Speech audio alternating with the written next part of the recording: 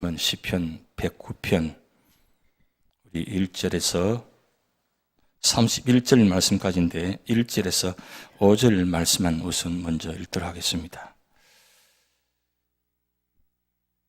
시편 109편 1절에서 5절 말씀까지 교독하도록 하겠습니다. 내가 찬양하는 하나님이여 잠잠하지 마옵소서. 그들이 악한 입과 거짓된 입을 열어 나를 치며 속이는 혀로 내게 말하며 또 미워하는 말로 나를 두르고 까닭없이 나를 공격하였음이니이다. 나는 사랑하나 그들은 도리어 나를 대적하니 나는 기도할 뿐이라. 합독하시겠습니다. 그들이 악으로 나의 선을 갚으며 미워함으로 나의 사랑을 갚아싸우니. 아멘. 시편 109편은 특별한 시편입니다. 왜냐하면 시편 58편, 109편, 137편은 많은 시의 제목 가운데서 저주시입니다. 이 시편에 저주시가 있다는 게 좀 말이 안 되는 이야기죠. 그런데 58편과 109편, 137편 읽어보면 시인이 왜 저주할 수밖에 없는 상황인지 그 말씀이 기록되어 있습니다. 오늘 시편 109편은 다윗의 시편입니다.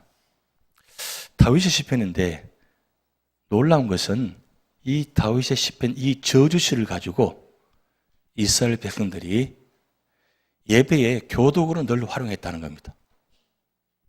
조금 이따 본 말씀 읽겠지만 통탄하고 원망할 수밖에 없고 저주 쓸 수밖에 없는 그런 상황 가운데 그 시편 내용이 그냥 하나님을 찬양하고 하나님을 기뻐하고 감사한 내용이 있으면 서로 교독해도 힘이 나잖아요.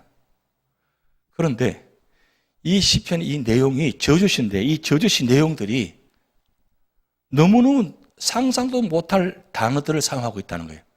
그런 단어들을 예배 가운데 교독문으로 활용하면서 찬양들의 인도하며 화답하고 이런 찬양시로 세워져 있다는 겁니다. 놀라운 거죠. 그러면 이 저주시를 통해서 무슨 은혜가 있기에 무슨 교훈이 있기에 예배에 이스라엘 백성들이 이 시편 109편을 교독하면서 화답하면서 예배에 활용하는가? 그것을 오늘 말씀드리려고 합니다. 그런데 오늘 본 말씀 1절, 2절, 3절, 4절, 5절 말씀 보면 다윗의 탄식입니다. 탄식인데 지금 정확하게 이 시편 다윗의 대적들이 누군지 왜 이런 상황 속에서 이런 이유가 될 수밖에 없는 이유를 분명히 밝히지 않고 있습니다. 그런데 다윗 생애에 아마도 가장 힘든 시기에 시편이 기록되지 않았는가 그렇게 학자들이 보고 있습니다. 왜냐하면 이 내용 자체가 너무 기가 막힌 내용이거든요. 그런데 오늘 1절 시작할 때 보면 이렇게 시작합니다. 내가 찬양하는 하나님이여 잠잠하지 마옵소서. 자, 찬양으로 보통 시작하는 것이 다윗 시편입니다. 그리고 찬양으로 끝나는 것이 다윗 시편의 특징입니다. 그런데 오늘 찬양하는 하나님이여 잠잠하지 마옵소서. 너무나 원통한 일이에요. 너무나 원망할 일이 많은데 도저히 찬양하기는 찬양되지 않습니다. 입술은 열기는 하는데 찬양되지 않으니까 찬양한다고 하지만 실제로 찬양하는 것이 아니고 그냥 하나님 앞에 그냥 자기 마음으로 토로하는 거예요. 왜냐하면 너무너무 답답하고 너무너무 기가 막힌 상황이 되기 때문입니다. 왜 하나님이여 잠잠하지 마옵소서. 지금 다윗이 그만큼 대적들에게 심각한 어떤 위기 상황에 다다르 있다는 뜻입니다. 다윗은 여러분 일반적으로 우리가 성경에 나타나 있는 말씀 보면 정말 기가 막힌 상황 가운데도 다윗은 사람을 저주하기보다는 하나님 바라보면서 하나님을 향해서 찬양하고 그리고 마음을 토로하고 그래서 끝나는 장면들이 주로 시편 73편 내용들이 주로 그런 내용들이 많이 구성되어 있습니다. 그런데 오늘 이 시편 109편은 그렇지 못합니다. 그야말로 다윗의 솔직한 내면의 모습을 드러내는 겁니다. 다윗은 일반적으로 우리가 알고 있기로는 성군으로 알고 있습니다. 그래서 어떤 비난에도 다윗은 그 비난의 대상을 저주하지 않고 원망하지 않고 우리 하나님을 바라보면서 그 비난하고 저주하는 자들을 용서하고 넘어갔습니다. 여러분 아실 거예요. 사울, 그리고 압살롬, 시므이, 대표적인 다윗을 비판한 사람들입니다. 힘들게 한 사람들입니다. 그런데 사울은 어떻게 됐습니까? 죽일 기회에 두 번이나 기회가 있었는데 하나님이 세우신 종이니까, 하나님이 세우신 왕이니까 나는 건드릴 수가 없다. 하나님께 맡기겠다. 그러면서 그 사울에게 마음을 토로하지 않습니까? 왕이시여, 내 마음은 왕을 사랑합니다.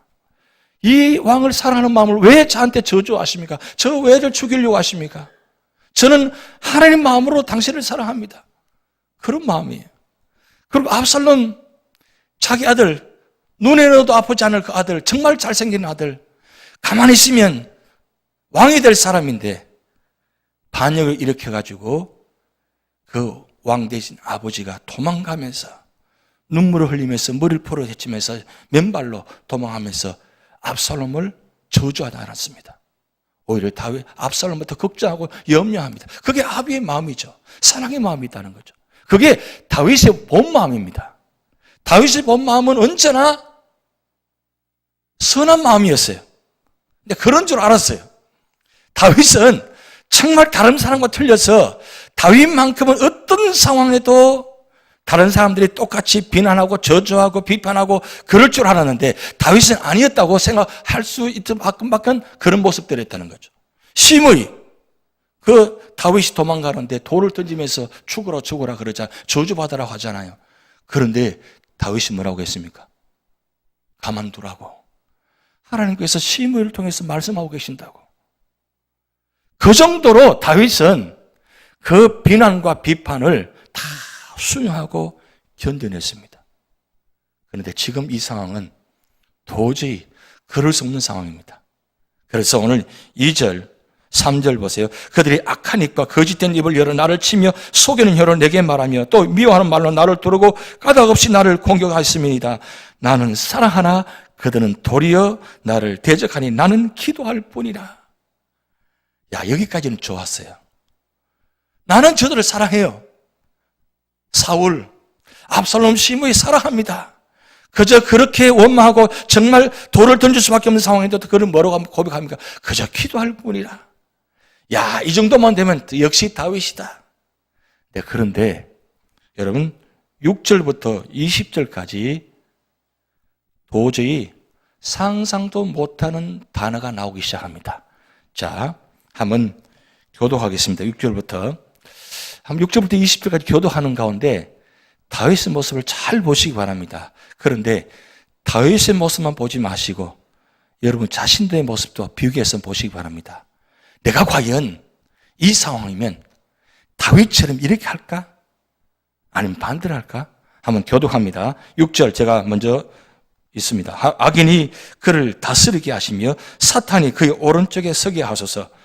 그가 심판을 받을 때 죄인이 되어 나오게 하시며 그의 기도가 죄로 변하게 하시며 그의 연수를 짧게 하시며 그의 직분을 타인이 빼앗게 하시며 그의 자녀는 고아가 되고 그의 아내는 과부가 되며 그의 자녀들은 유리하며 구걸하고 그들의 황폐한 집을 떠나 빌어먹게 하소서.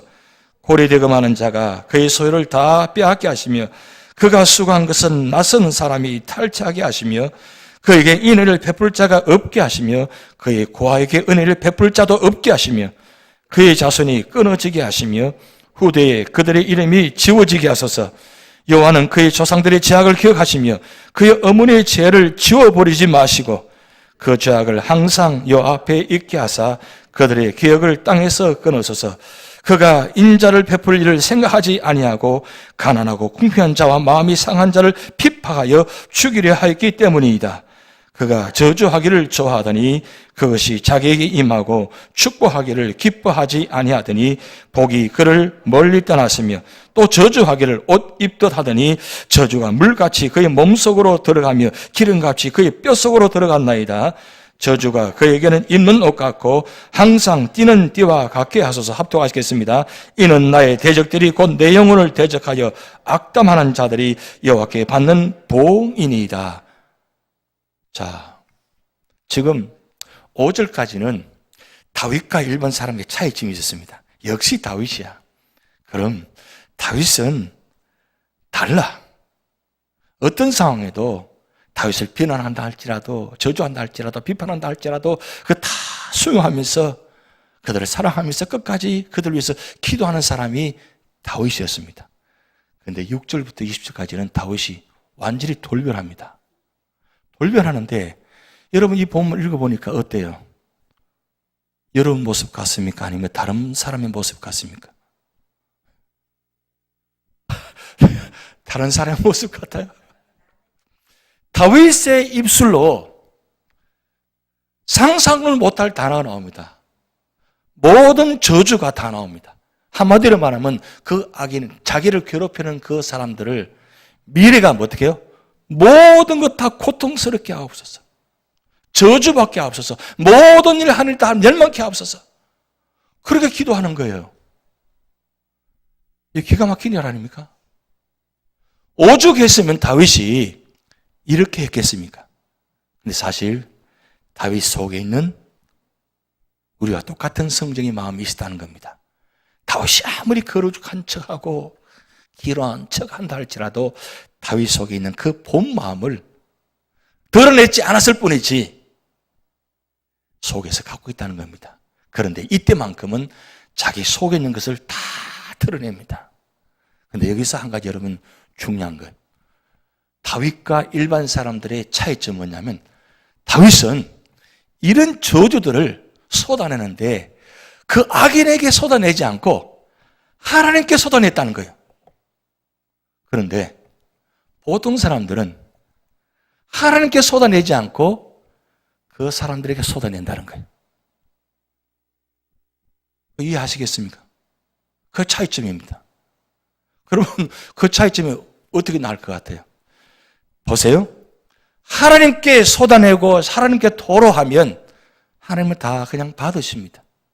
받으시는데 그 토로하는 가운데 하나님은 그 다윗의 마음을 하나씩 하나씩 그 저주하는 사람들을 마음을 헤아려 주시기 시작합니다. 그리고 그 악인들을 헤아려 주시는 것이 아니라 다윗의 마음, 저주스러운 마음, 비난하는 마음을 하나씩 하나씩 어루만져 주시기 시작합니다. 처음에 시작할 때는 다윗이 저주로 시작했어요. 하나님, 저 사람 죽어야 됩니다. 저 사람 도저히 용서할 수 없는 사람입니다. 저 사람만큼 죽어야 됩니다. 하나님 심판하셔야 됩니다. 불을 내려가지고 심판하셔야 됩니다. 그렇게 여러분 이 말씀이 나타납니다. 그래서 당대만 아니라 후손들까지, 아니 과거의 죄들까지 다 덜쳐내가지고 하나님 다 저주하게 하옵소서, 심판하셔야 됩니다. 그렇게 기도하는데 이걸 그 악인들 대상들에게 토로하는 것이 아니고 지금 하나님께 하고 있다는 거예요.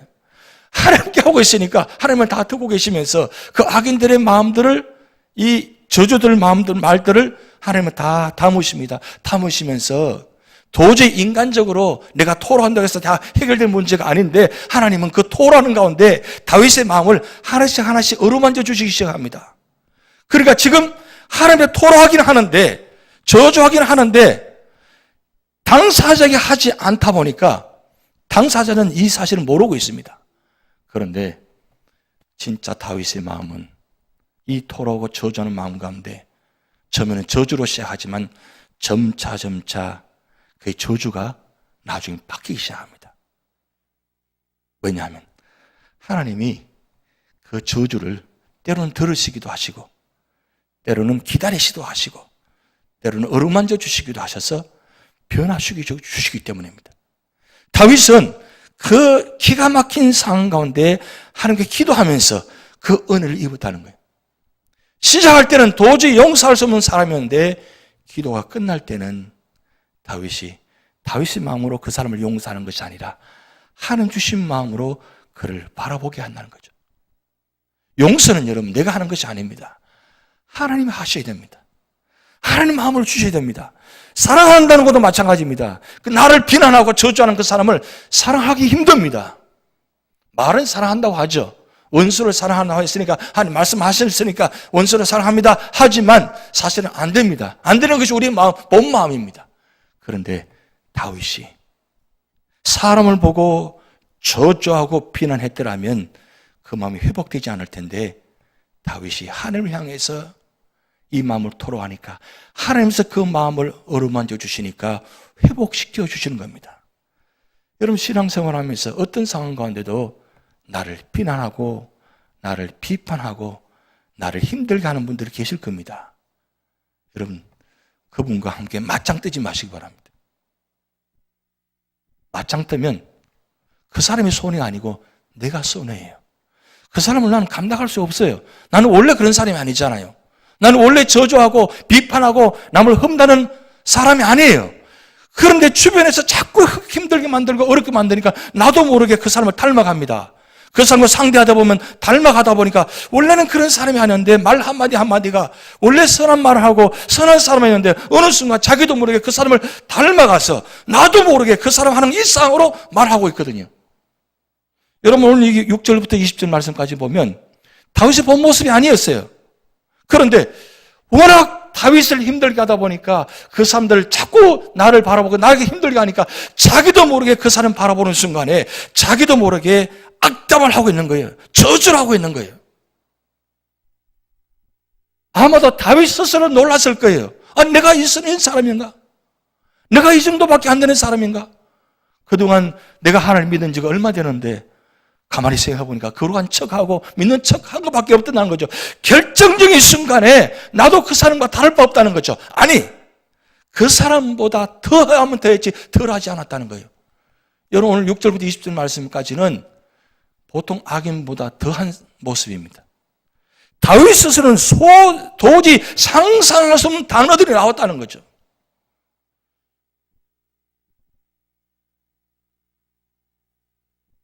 로마서 1장의 말씀 보면 하나님께서 버려두시면 사람이 어떻게 되는지 22가지 이상의 모습들 아주 구체적으로 기록해 놓았습니다. 그게 사람 본 마음의 죄성을 갖고 있다는 거죠. 아무리 거룩한 척하고 아무리 믿는 척하고 많이 기도한다 하고 많은 말씀 인다 할다 할지라도 그 속에는 그것을 갖고 있다는 거예요. 그나마 내가 말씀 보고 있으니까 예배 드리고 있으니까 기도하고 있으니까 찬송 부르고 있으니까 다른 사람만큼 하지 않았을 뿐이지 내 속에는 언제나 나도 모르게 불쑥불쑥 드러나는 그 생각들 악한 모습들이 나도 모르게 이 목까지 올라오는 모습들이 나타날 때가 있다는 거죠. 그래서 스스로 놀라잖아요. 아니 내가 이런 사람인가? 아, 내가 왜 이렇게 됐지? 내가 왜 이렇게 될 수밖에 없는가? 그게 오늘 6절부터 20절까지 말씀입니다.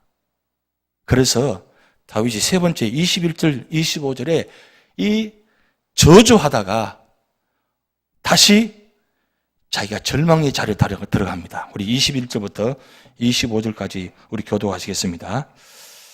21절 제가 읽습니다. 그러나 주 여호와여 주의 이름으로 말미암아 나를 선대하소서 주의 인자하심이 선하시오니 나를 건지소서 나는 가난하고 궁핍하여 나의 중심이 상함이니이다. 나는 석양 그림자같이 지나가고 또 메뚜기같이 풀려가오며 금식함으로 내 무릎이 흔들리고 내 육체는 수척하며 나는 또 그들이 비방거리라 그들이 나를 보면 머리를 흔드나이다. 여기가 25절까지입니다. 다윗이 절망입니다. 보세요. 그렇게 저주하다가 자기 자신을 다시 보니까 기가 막히거든요. 여러분 평소에 남을 비판하지 않는 분이 비난하지 않는 분이 자기도 모르게 하도 화가 나가지고 막 쏟아부었어요. 그러고 난 다음에 딱 보니까 내가 왜 이렇지? 내가 왜 이렇게 악하게 되었지? 그럴 때가 있죠. 여기 계신 분들은 워낙 그렇게 악한 말을 하지 않으시고 그러지 않으시니까 이 말씀이 와닿지 않은지는 모르겠습니다. 그런데 보세요. 그렇게 저주하던 그 다윗이 그 저주를 멈추고 난 다음에 자기 자신을 보니까 여러분 평소에 나를 비판하고 습관적으로 비난하는 많은 분들은 끝이 없습니다. 근데 평소에 하지 않는 분이 한 번 하다가 할 수가 없어. 왜? 미천이 다 드러나니까. 왜요? 그렇게 할 수가 없거든요. 말 한마디로 그렇게 말하면 자기 스스로가 놀라고 이게 내 스타일이 아니야. 여러분 내 스타일이 아니죠. 비난하고 비판하는 내 스타일 아니죠. 그저 우리는 어떻습니까? 축복된 말, 감사의 말 이런 말만 우리는 하잖아요. 그런데 한 번 자기도 모르게 하도 화가 나서 내뱉는 말인데 그게 두고두고 마음속에 남아있는 거야. 내가 왜 그래도 조금 더 참았으면 되는데 입이 문제야, 입이. 이 입이 문제야. 그래 자기 입을 때리잖아요. 입을 때려본 적이 있으세요?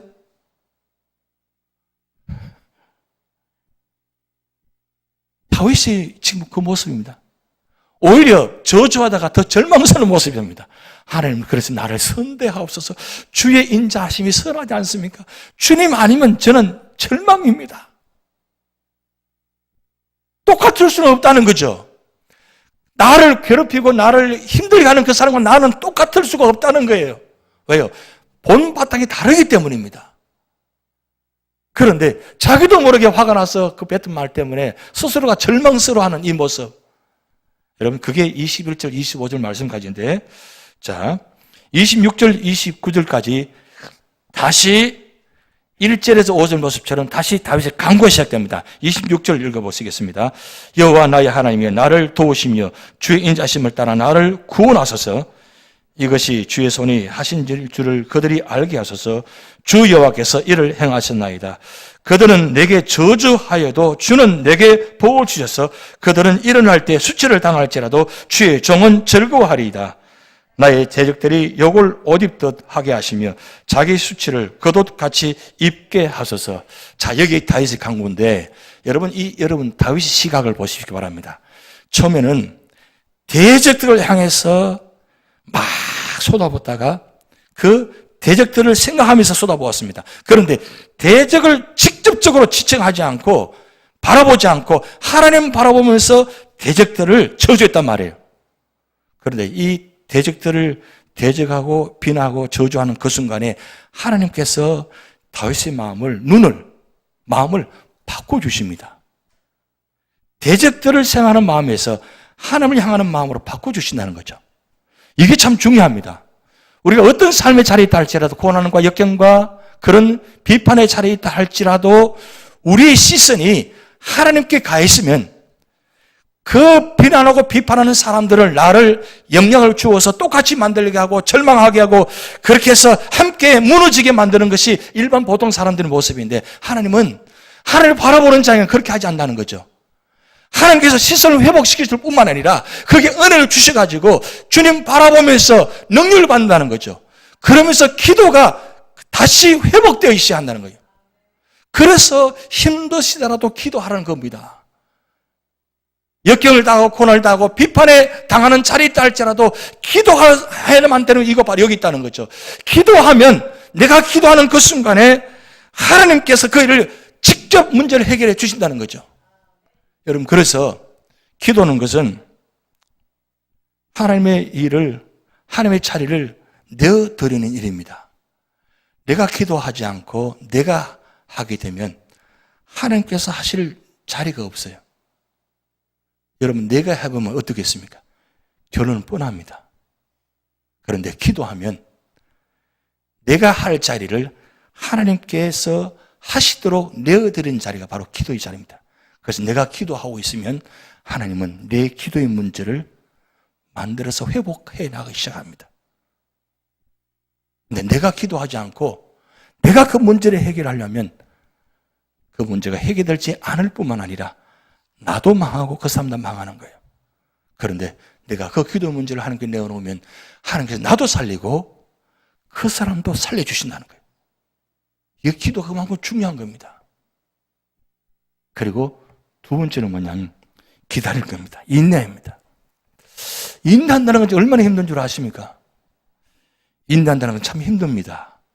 그런데 왜 인내해야 되느냐? 여러분 한 가지 꼭 기억하실 것은 하나님은 죄인들을 향해서도 인내하신다는 거예요.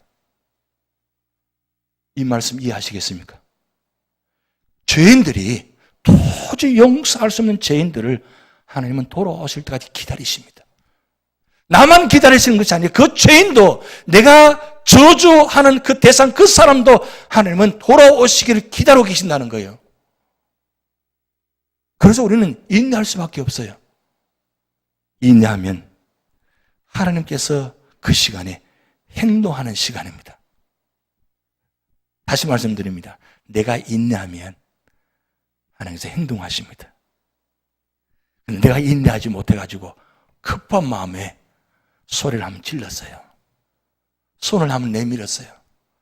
발길을 내밀었습니다. 그러면 문제가 완전히 망가져 버립니다. 해결되지 못합니다. 오히려 그것 때문에 더 망한 지름길로 가버린다는 거예요. 그런데 도저히 참을 수가 없어요. 참을 수가 없습니다. 저 문제 내가 해결해야 되겠습니다. 하지만 참아요. 또 참고 또 참고 또 참으면 하나님께서 참을 수 있는 마음을 허락하세요. 내가 처음에 참으려고 했어요. 그런데 그 다음부터는 하나님께서 참을 수 있는 마음을 허락하십니다. 그러면 그 참을 수 있는 하나님 때까지 기다릴 수 있는 은혜를 주신다는 거예요. 그래서 인내하시기 바랍니다. 어둡지 않게 내가 좀 하려고 하다가 말 한마디에 내 손 행동에 오히려 더 큰 문제를 만들어버리는데 인내하게 되면 정말 기가 막히게 하나님 뜻 안에서 하나님 때에 합력의 선을 이루시는 분이 하나님이십니다. 오늘 여러분 26절부터 29절 보세요. 나를 구원하소서. 여호와 나의 하나님이 나를 도우시며 주의 안심을 따라 나를 구원하소서. 주 여호와께서 이를 행하셨나이다. 여러분 이 모습 여전히 악인들이 득세하고 악인들이 다윗을 비판하고 있고 힘들게 만들고 몰아치고 있고 절망의 길로 넘어지게 하려고 그런 상황입니다.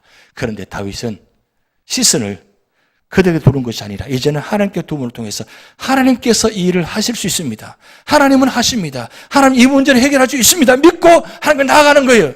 그래서 하나님의 선하심을 따라 간구하는 거예요. 그래서 마지막 세 번째, 다섯 번째입니다. 30절, 31절 같이 읽어보시겠습니다.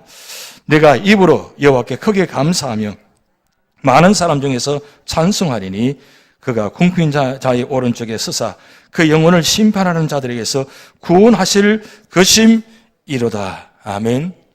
자, 찬양으로 끝납니다. 찬양으로 끝날 수 있는 이유가 무엇입니까?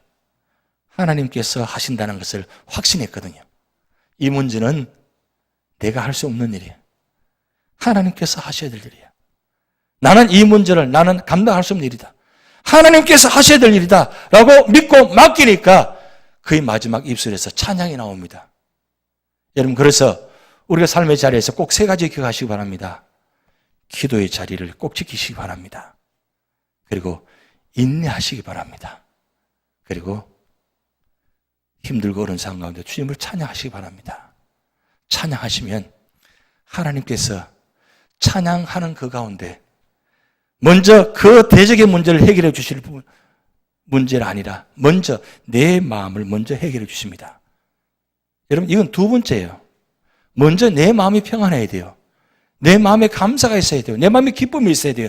그래야 이겨낼 수 있습니다. 그래서 여러분 기도하다 보면 응답의 첫째 조건이 뭐냐면 먼저 사인이 마음의 평안함을 주신다는 거예요. 왜? 하나님께서 그 문제를 직접 해결하시는 뜻입니다.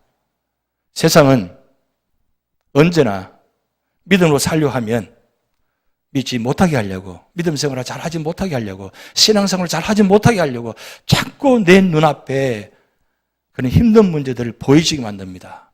보여집니다. 심지어 교회 와서도 예배 자리에 있으면서도 힘든 문제들이 자꾸 보이기 시작합니다. 그럴 때에 여러분 깨달으시기 바랍니다. 사탄이 나를 넘어지게 하려고 하는 그런 자리라는 걸.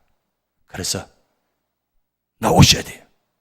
기도의 자리로, 믿음의 자리로, 말씀의 자리로, 찬양에 나오셔야 돼요.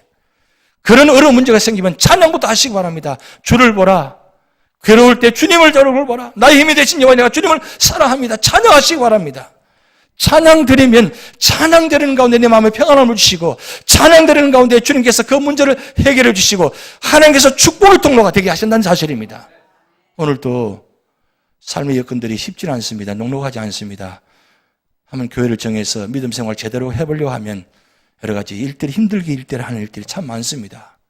그런데 사람 보지 마시고 하나님만 보시기 바랍니다. 그런데 나는 하나님만 보려고 하는데 자꾸 사람이 보여요. 자꾸 문제만 보여요.